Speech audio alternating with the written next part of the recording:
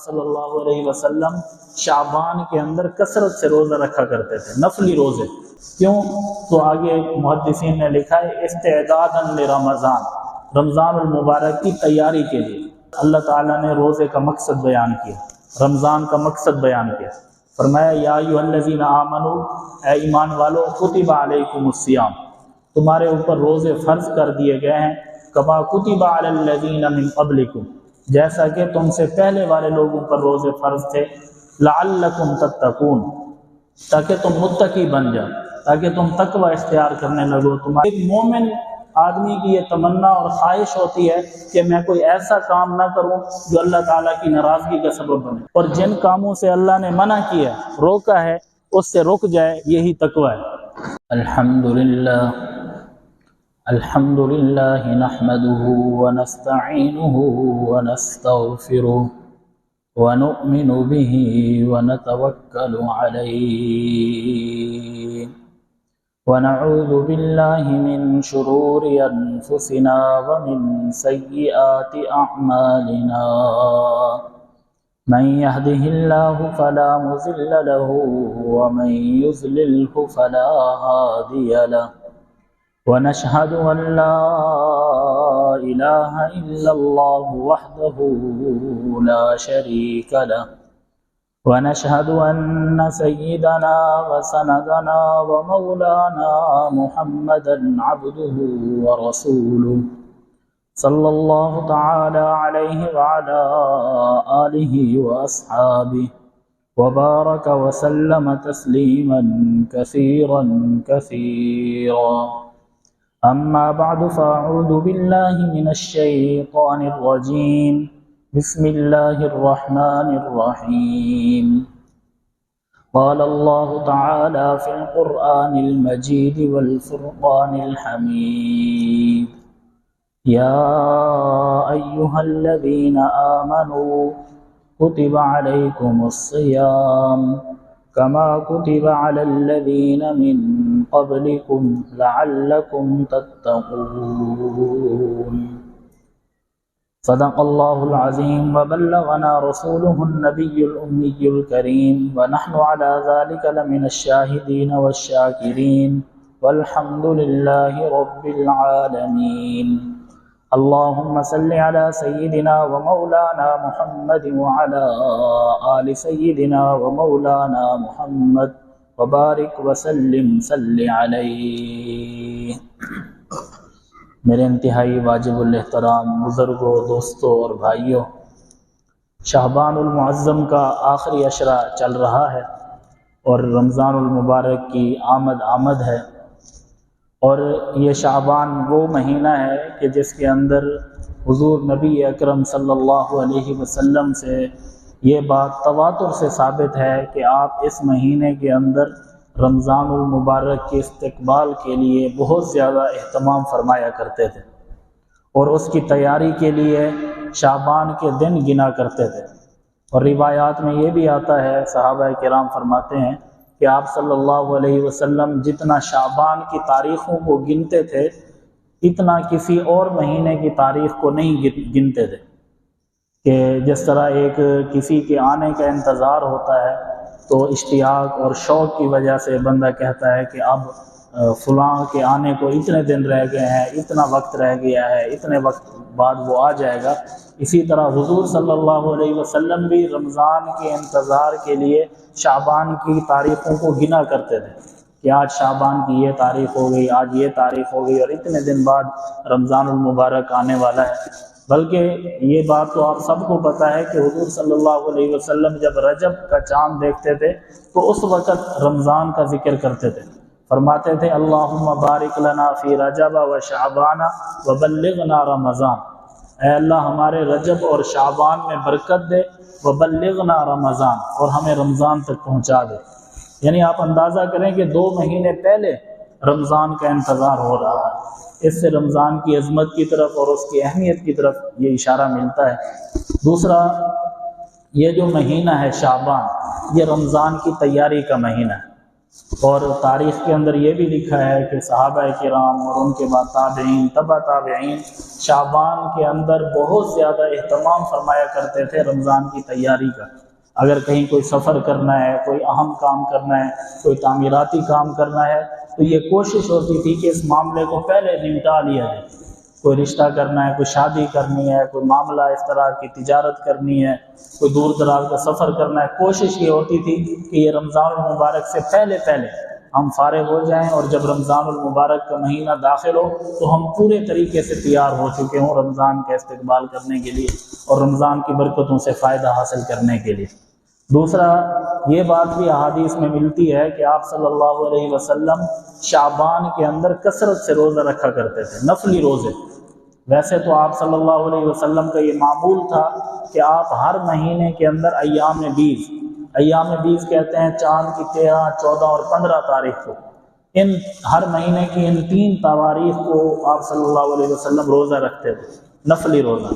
اس کے علاوہ آپ جمعے کا روزہ بھی رکھتے تھے، اس کے علاوہ آپ سوموار کا روزہ بھی رکھتے تھے، جمعرات کا روزہ بھی ہمیں روایات میں ملتا ہے۔ یعنی کثرت سے آپ صلی اللہ علیہ وسلم کا یہ معمول تھا کہ آپ نفلی روزے ہر مہینے کے اندر رکھا کرتے تھے کچھ نہ کچھ، لیکن شعبان کے اندر بہت زیادہ نفلی روزے رکھتے، حتیٰ کہ حضرت عائشہ فرماتی ہیں کہ میرے کوئی اگر فرضی روزے قضا ہوتے جو رمضان المبارک کے اندر قضا ہو جاتے ہیں عورتوں کے مخصوص ایام کی وجہ سے، تو میں بھی اکثر ایسے کر لیتی تھی کہ شعبان کا انتظار کرتی تھی کہ حضور صلی اللہ علیہ وسلم شعبان کے اندر کثرت سے روزہ رکھا کرتے تھے، تو میرے لیے بھی روزہ رکھنا آسان ہو جاتا تھا، سحری میں اٹھنا، پھر افطاری کے لیے تیار ہونا۔ تو یہ تمام روزے کے جو مراحل ہیں کہ جب میاں بھی روزے سے ہو تو بیوی کے لیے بھی روزہ رکھنا آسان ہو جاتا ہے۔ تو میں شعبان کا انتظار کرتی تھی کہ آپ صلی اللہ علیہ وسلم اس مہینے میں بہت زیادہ روزے رکھتے تھے۔ کیوں؟ تو آگے محدثین نے لکھا ہے استعدادا لرمضان، رمضان المبارک کی تیاری کے لیے، تاکہ رمضان کی پریکٹس ہو جائے، ابھی سے تیاری ہو جائے، ایک طبیعت کی طرف یہ میلان ہو جائے کہ اب رمضان المبارک کا مہینہ آنے والا ہے اور یہ کام ہم نے کرنا ہے۔ تو یہ رمضان کی تیاری، رمضان کا استقبال رجب اور شعبان سے ہی آپ صلی اللہ علیہ وسلم شروع فرما دیا کرتے تھے۔ اس کے ساتھ ساتھ یہ جو آیت میں نے آپ کے سامنے تلاوت کی ہے، اس کے اندر اللہ تعالیٰ نے روزے کا مقصد بیان کیا، رمضان کا مقصد بیان کیا۔ فرمایا یا ایھا الذین آمنوا، اے ایمان والو، کتب علیکم الصیام، تمہارے اوپر روزے فرض کر دیے گئے ہیں، کما کتب علی الذین من قبلکم، جیسا کہ تم سے پہلے والے لوگوں پر روزے فرض تھے، لعلکم تتقون، تاکہ تم متقی بن جاؤ، تاکہ تم تقوی اختیار کرنے لگو، تمہارے اندر تقوی آ جائے۔ تو یہ رمضان کا مقصد، روزے کا مقصد اللہ تعالیٰ نے بیان فرمایا، وہ ہے تقوی۔ تو تقوی اتنی اہم چیز ہے کہ اللہ تعالیٰ نے روزے کا اس کو مقصد بنایا، اور قرآن میں اللہ تعالیٰ نے بہت مقامات میں بہت زیادہ جگہوں پر اس تقوی کا ذکر کیا۔ فرمایا ان اولیاءہ الا المتقون، اللہ کے ولی، اللہ کے اولیاء اور اللہ کے دوست صرف وہی ہیں جو متقین ہیں۔ ان اولیاءہ، کوئی اللہ کا متقی نہیں ہے، کوئی اللہ کا ولی نہیں ہے، الا المتقون، مگر جو متقی ہے، جو تقوی اختیار کرنے والا ہے، جو پرہیزگار ہے، وہی اللہ کا ولی ہے۔ اور جو مشہور آیت ہے آپ سنتے ہیں، الا ان اولیاء اللہ لا خوف علیہم ولا هم يحزنون، بے شک اللہ کے جو ولی ہوتے ہیں ان کو نہ کوئی خوف ہوتا ہے اور نہ کوئی غم ہوتے ہیں۔ یہاں تک آیت ہے۔ اس سے اگلی آیت کیا ہے؟ وہ ہے الذین آمنوا وکانوا یتقون، وہ اولیاء ہیں کون؟ جن کو نہ خوف ہوتا ہے، نہ ڈر ہوتا ہے، نہ کوئی پریشانی ہوتی ہے، نہ دنیا کا خوف ہے، نہ آخرت کا غم ہے۔ وہ ہیں کون؟ آگے صفت بیان کی، الذین آمنوا وکانوا یتقون، جو ایمان لے آئے اور تقوی اختیار کی۔ تو اللہ تعالیٰ نے ہر چیز کو تقوی کے ساتھ جوڑا ہے، اس تقوی کو بنیاد بنایا، اور تقوی کے لیے جو انعامات ذکر کیے، فرمایا ان للمتقین مفازا، بے شک متقین کے لیے ہی کامیابی ہے۔ کہیں فرمایا ان المتقین فی جنات وعیون، متقین کے لیے باغات ہیں، جنتیں ہیں اور چشمے ہیں۔ کہیں فرمایا ان المتقین فی ظلال وعیون، متقین چھاؤں کے اندر ہوں گے اور سائے کے اندر ہوں گے، چشموں کے اندر ہوں گے، جنتوں کے اندر ہوں گے، نعمتوں کے اندر ہوں گے۔ یہ سارا زور اللہ تعالیٰ نے تقوی کے اوپر دیا کہ یہ تقوی ہی سب کچھ ہے، اور روزے کا، رمضان کا مقصد بھی تقوی ہے۔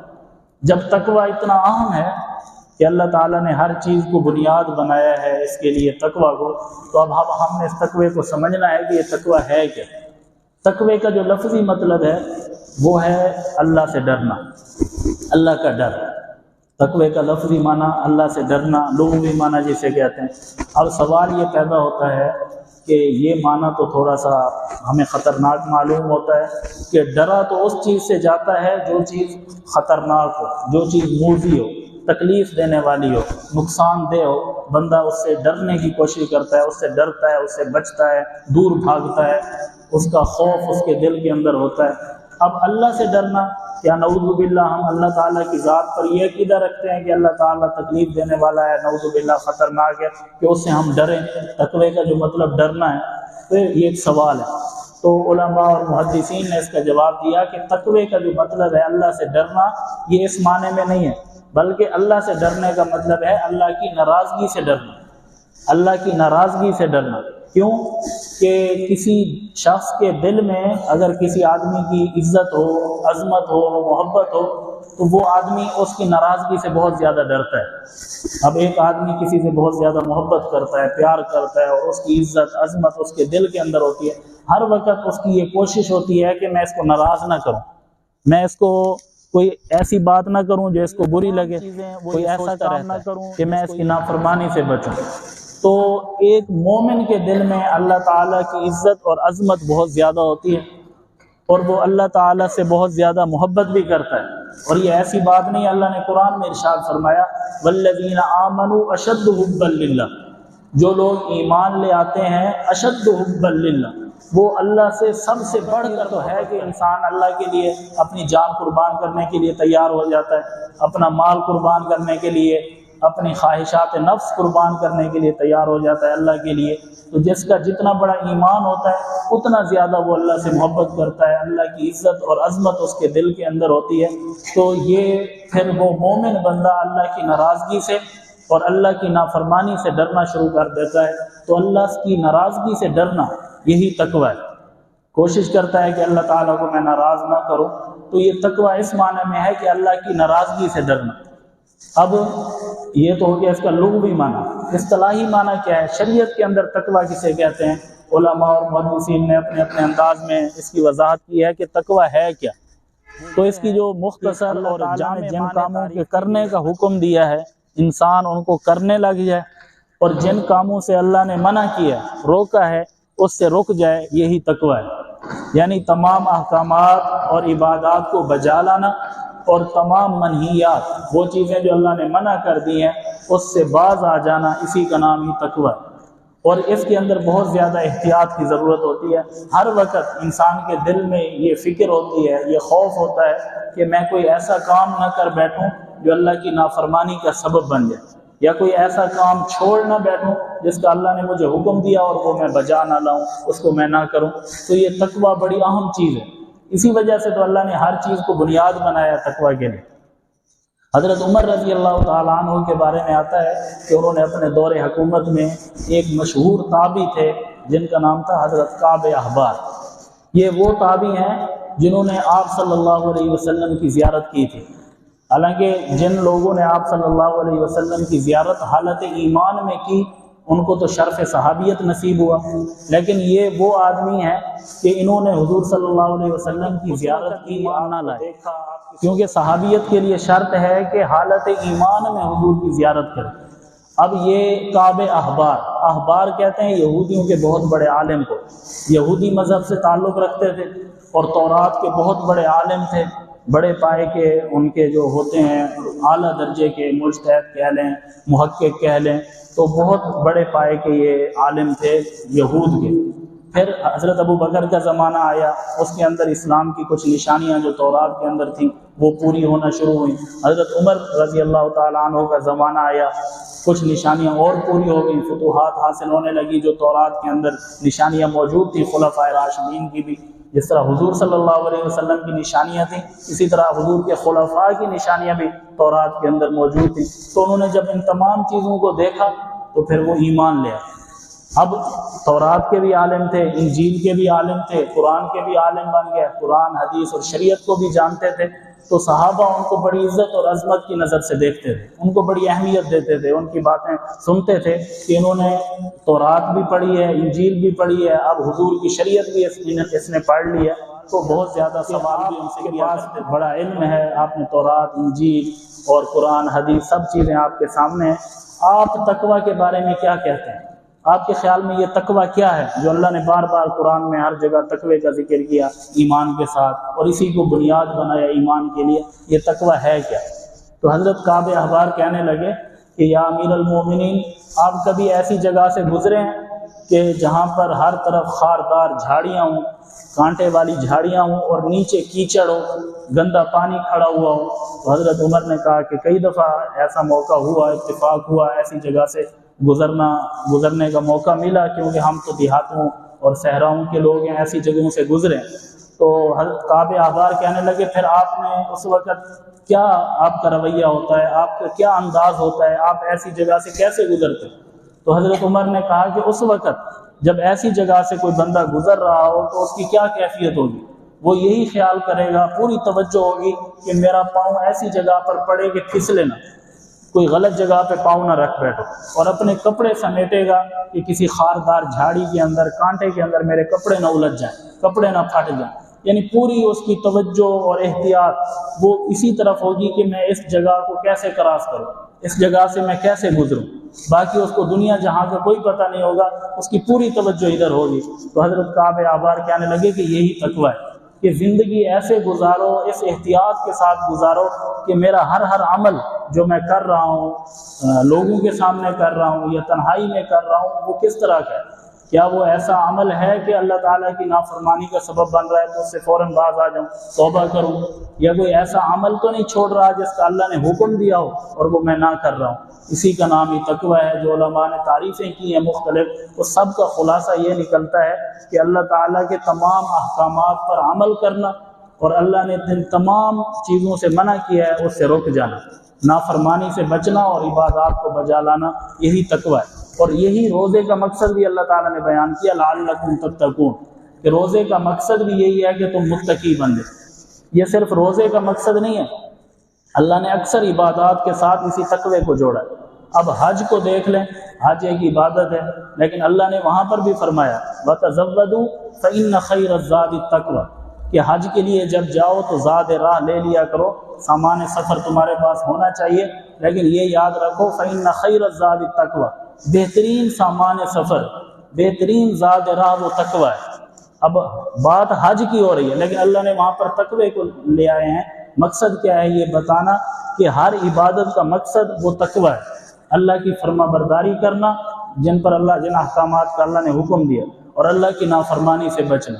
اسی طرح قربانی کا ذکر کیا اللہ نے قرآن کے اندر، تو وہاں پر بھی اللہ نے تقوی کو بنیاد بنایا، فرمایا لن ینال اللہ لحومها ولا دماؤها، نہ تمہارا خون اللہ کو پہنچتا ہے، نہ تمہارا گوشت ان جانوروں کا اللہ کو پہنچتا ہے، ولکن ینالہ التقوی منکم، لیکن تمہارا تقوی اللہ کو پہنچتا ہے۔ تو ہر چیز کی بنیاد، ہر عبادت کی بنیاد، ہر عبادت کا، ہر اطاعت کا مقصد وہ تقوی اللہ تعالیٰ نے قرآن میں بیان کیا۔ اچھا، جس طرح تقوی ہر عبادت کی بنیاد ہے، اسی طرح گناہوں سے بچنا بھی، یہ بھی تقوی، یہ اسی کی بنیاد بھی تقوی ہے۔ جہاں پر اللہ نے نیکی کرنے کا حکم دیا وہاں بھی تقوی کا ذکر کیا۔ جہاں تو یہ اشارہ اس طرف ملتا ہے کہ صرف عبادات بجا لانا اس کا نام تقوی نہیں، بلکہ گناہوں سے بچنا بھی، یہ بھی تقوی میں شامل ہے۔ دونوں چیزیں ملیں گی تو پھر تقوی کامل ہوگا۔ اب اللہ تعالیٰ نے قرآن میں سورۃ الحجرات کے اندر غیبت ایک گناہ ہے، اس سے منع کرتے ہوئے فرمایا وَلَا يَغْتَبْ بَعْضُكُمْ بَعْضًا، تم میں سے بعض کی غیبت نہ کریں، ایک دوسرے کی غیبت نہ کیا کرو۔ آگے پھر اللہ نے مثال بیان کی، أَيُحِبُّ أَحَدُكُمْ أَن يَأْكُلَ لَحْمَ أَخِيهِ، کیا تم میں سے کوئی یہ پسند کرتا ہے کہ اپنے مردہ بھائی کا گوشت کھائے؟ فَكَرِهْتُمُوهُ، تو تم اس کو ناپسند سمجھتے ہو۔ وَاتَّقُوا اللَّهَ، اللہ سے ڈرو، یعنی اس گناہ سے باز آ جاؤ، اللہ سے ڈرو۔ اب بات گناہ سے بچنے کی ہو رہی ہے، لیکن اللہ نے فرمایا وَاتَّقُوا اللَّهَ، اللہ سے ڈرو۔ اسی طرح اللہ تعالیٰ نے سود سے منع کیا۔ اب سود ایک بہت بڑا گناہ ہے، لیکن وہاں پر بھی اللہ نے تقوی کا ذکر کیا، یا ایھا الذین آمنوا اتقوا اللہ وذروا ما بقی من الربا، اے ایمان والو تقوی اختیار کرو، اللہ سے ڈرو، وذروا ما بقی من الربا، جو تمہارا سود باقی ہے لوگوں کے اوپر وہ چھوڑ دو۔ اب گناہ سے بچنے کا ذکر ہو یا نیکی کرنے کا حکم ہو، دونوں جگہ پر اللہ تعالیٰ نے تقوی کا ذکر کیا کہ تقوی اسی چیز کا نام ہے کہ انسان تمام احکامات پر عمل کرنے والا بن جائے اور تمام نافرمانیوں سے بچنے والا بن جائے۔ یہ دونوں چیزیں ملیں گی تو پھر تقوی کامل ہوگا، اور یہی تقوی ہے کہ فرمایا فاتقوا اللہ ما استطعتم، کہ تقوی اختیار کرو، اللہ سے ڈرو جتنی تم طاقت رکھتے ہو، کیونکہ اس کے بغیر کوئی چارہ نہیں۔ ما استطعتم، جتنی تمہاری استطاعت ہے اتنا تم شریعت کے اوپر عمل کرو، اللہ کی نافرمانی سے بچو، اور اللہ تعالیٰ نے جن کاموں کا حکم دیا ہے ان کو فوراً بجا لاؤ۔ اور تقوی کے اوپر انعامات بھی بہت زیادہ اللہ نے ذکر کیے، فرمایا وَمَن يَتَّقِ اللَّهَ يَجْعَل لَّهُ مَخْرَجًا، جو شخص تقوی اختیار کرتا ہے اللہ تعالیٰ اس کے لیے کوئی نہ کوئی حل نکال لیتا ہے۔ وَيَرْزُقْهُ مِنْ حَيْثُ لَا يَحْتَسِبُ، اور رزق کے اندر فراوانی، رزق کے اندر برکت کا سبب بھی یہ تقوی ہے کہ وَيَرْزُقْهُ مِنْ حَيْثُ لَا يَحْتَسِبُ، اس کو ایسی جگہ سے رزق دیتا ہے کہ جہاں اس کا وہم و گمان بھی نہیں ہوتا۔ یہ تو دنیا کے فائدے ہیں، اخروی فائدے بیان کیے۔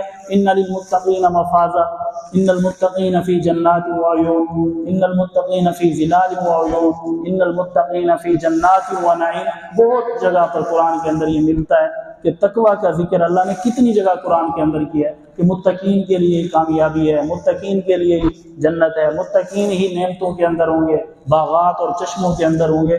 یہ سارا تقوی اسی کو بنیاد بنا ہے۔ تو رمضان المبارک کی بھی آمد ہے، اور اس کا مقصد بھی کیا ہے؟ لعلکم تتقون، تاکہ تم متقی بن جاؤ۔ تو رمضان ہمیں متقی بنانے کے لیے آ رہا ہے۔ اور ایک حدیث میں آپ صلی اللہ علیہ وسلم نے دل کی طرف اشارہ کر کے فرمایا الا خبردار ان التقوی ہا ہونا، خبردار تقوی یہاں ہوتا ہے، کہ تقوی کا تعلق دل کے ساتھ ہے۔ جب دل ٹھیک ہوگا تو انسان سے جو اعمال صادر ہوں گے وہ ایسے ہوں گے جو اللہ کی فرما برداری والے ہوں گے، اور جب دل ٹھیک ہوگا تو وہ ان تمام اعمال سے بچے گا جو اللہ کی نافرمانی کا سبب بننے والے ہوں گے۔ اور اسی دل کے بارے میں آپ نے ارشاد فرمایا ان اللہ لا ينظر الى صورکم واموالکم، اللہ تعالیٰ تمہاری صورتوں کو اور تمہارے مالوں کو نہیں دیکھتا، ولکن ينظر الى قلوبکم واعمالکم، لیکن اللہ تعالیٰ تمہارے دلوں کو اور تمہارے اعمال کو دیکھتا ہے، یعنی دل ٹھیک ہوگا تو پھر اعمال بھی ٹھیک ہو جائیں گے۔ تو اس تقوی کا تعلق دل کے ساتھ ہے، جب دل ٹھیک ہوگا تو تمام اعمال بھی ٹھیک ہو جائیں گے۔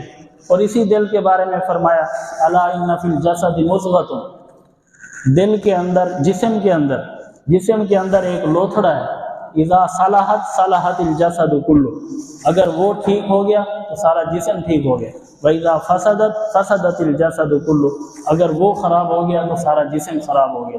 تو یہ مقصد کیا ہے اس دل کے بارے میں جو فرمایا، اس کے پیچھے بھی وہی تقوی ہے کہ یہ جو تقوی ہے یہی اصل بنیاد ہے تمام اعمال کا، تمام اعمال کا دار و مدار اسی پر ہے۔ چاہے کوئی نیکی کا کام ہو، نیکی کا عمل ہو، اس کا تعلق بھی تقوی کے ساتھ ہے، گناہ سے بچنے کا تعلق ہو، اس کا تعلق بھی تقوی کے ساتھ ہے۔ اللہ تعالیٰ نے ہر عبادات کو تقوی کے ساتھ جوڑا ہے، اور ہر گناہ سے بچنا وہ بھی اسی تقوی کے ساتھ جڑا ہوا ہے۔ اور کون ہے متقین؟ فرمایا ان اولیاءہ الا المتقون، اللہ کے ولی، اللہ کے دوست صرف وہی ہیں جو متقین ہیں۔ اور جگہ پر فرمایا ان اولیاء اللہ لا خوف علیہم ولا هم یحزنون، کہ بے شک اللہ کے جو دوست ہیں، اللہ کے ولی ہیں، جو اولیاء اللہ ہیں، لا خوف علیہم، نہ ان کو کوئی خوف ہوگا، ولا هم یحزنون، نہ ان کو کوئی غم ہوگا، نہ دنیا کی فکر، نہ آخرت کا غم۔ یہ ہیں کون؟ الذین آمنوا وکانوا یتقون، جو ایمان لے آئے وکانوا یتقون، اور تقوی اختیار کیا۔ تو یہ تقوی ہے اللہ کی ناراضگی کا ڈر۔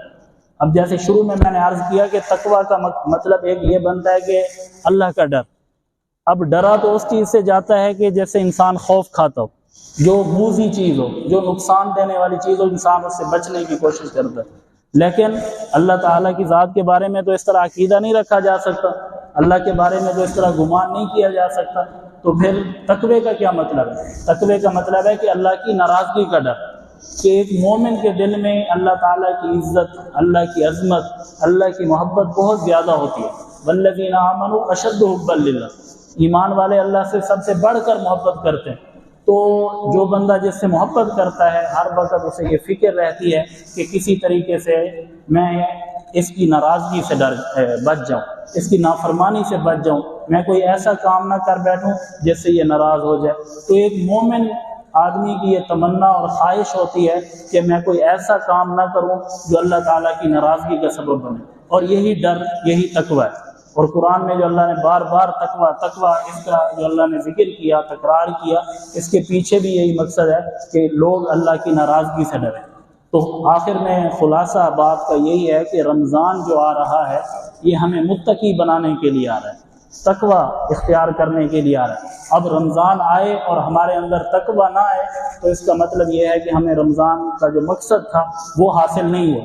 ٹھیک ہے، ہم نے روزے رکھ لیے، تراویح پڑھ لی، تلاوات اور ذکر اذکار سارا کچھ ہو گیا، لیکن اس کے بعد ہم دوبارہ اسی طرح چلے گئے، غفلت میں، تقوی سے ہٹ گئے، تو اس کا مطلب ہے جو رمضان آیا تھا اس نے ہمیں متقی نہیں بنایا، اس کا مقصد ہم نے حاصل نہیں کیا۔ تو یہ ابھی سے ہم تہیہ اور ارادہ کریں کہ یہ رمضان کا مقصد جو اللہ نے قرآن میں بیان کیا ہے وہ ہے تقوی، تو یہ ہم متقی بن جائیں۔ اور تقوی کا جو مفہوم ہے وہ میں نے آپ کے سامنے عرض کر دیا کہ اللہ کی نافرمانی سے بچنا اور اللہ کے تمام احکامات پر عمل کرنا، یہ ہماری ہر وقت کی کیفیت بن جائے، چاہے رمضان گزر جائے تب بھی ہم اسی کیفیت کے اندر ہوں، تو تب ہم یہ سمجھیں گے کہ ہمیں رمضان کا جو مقصد تھا وہ حاصل ہو گیا، جس مقصد کے لیے رمضان آیا تھا ہم نے وہ اپنا ٹارگٹ پورا کر لیا۔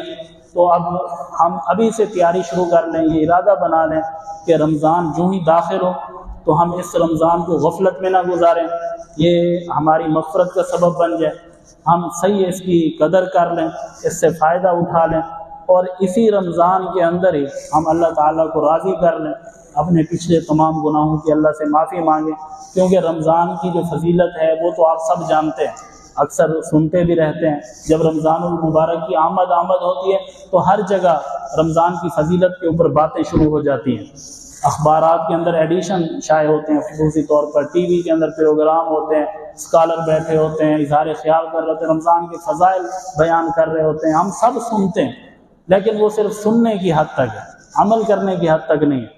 ہمیں فائدہ تب پہنچے گا جب ہمیں معلومات کے ساتھ ساتھ ہمیں اس سے فائدہ اٹھانا ہے۔ تو یہ ہمیں معلومات تو ہیں کہ رمضان کی کیا عزت ہے، کیا عظمت ہے، کیا قدر اور فضیلت ہے، اب ضرورت اس چیز کی ہے کہ ہم اس سے فائدہ اٹھا لیں۔ تو آج کا پیغام یہی ہے کہ اللہ تعالی ہم سب کو رمضان کی قدر کرنے کی توفیق عطا فرمائے، اور اس رمضان کو ہم سب کی مغفرت کا سبب بنائے۔ وآخر دعوانا الحمدللہ رب العالمین۔